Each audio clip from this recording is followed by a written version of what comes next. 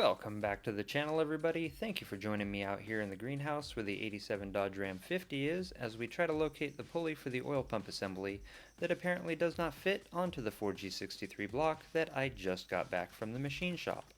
Let's go inside and I will quickly show you where the issue lies.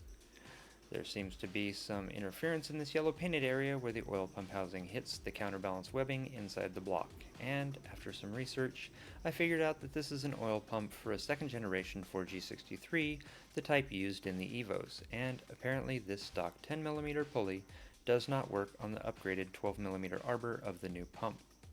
I will have to order a new pulley for the second generation oil pump and relocate the timing belt tensioner and tap and die some holes. Hopefully they don't interfere with the oil journals.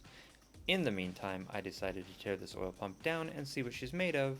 I like the quality and the ability to put out more pressure and volume, as I would like to have an external oil cooler installed later.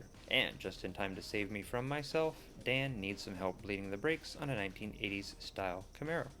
And as you can see, this is as far from a concourse example of a Camaro as they come. This one has the automatic underdrive, what appears to be doggy chew marks on the dashboard padding, and a rusty cigarette lighter to make sure no one can ever charge their cell phones. It also operates at 1600 RPMs when the engine is off. Oh please Dan, get me the hell out of here.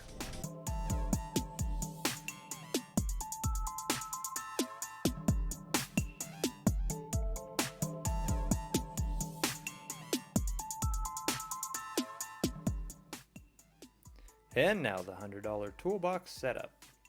These are some jobs that you can accomplish with the $100 Toolbox that we put together about a month ago during the $100 Toolbox Challenge.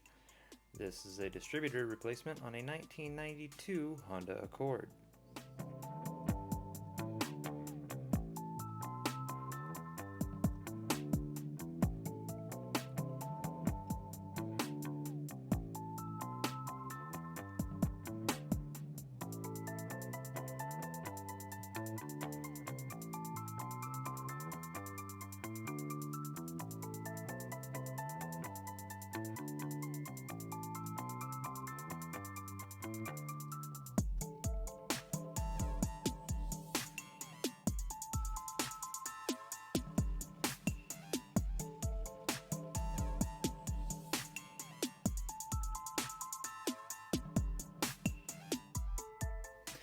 And here we have some wiring issues on a 1960 Ford F100.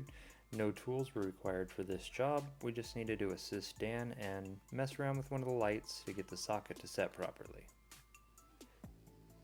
More lighting jobs, a couple of 10mm bolts and some wiring and electrical tape to install these new trailer lights on this utility trailer. And then again, a generator. This one had been sitting over the winter and wasn't winterized properly. Therefore we needed to remove the carburetor, clean it out, and reinstall it. That's where the brake clean comes in handy, and a couple of smaller hand tools. And once I got this rebuilt, she fired right up.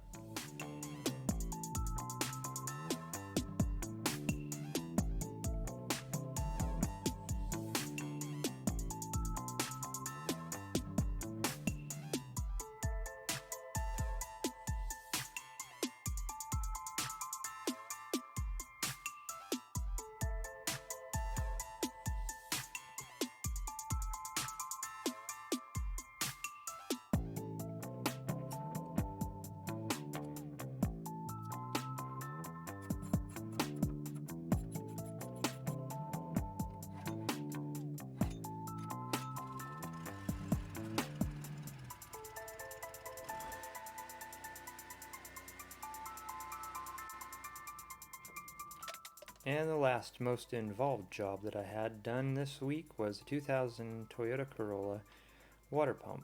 Now this one was a little bit trickier because some of the bolts are buried down deep and you need some additional extensions, but with a little bit of ingenuity you can get underneath the vehicle to get to the hidden bolt, as you'll see here in the video.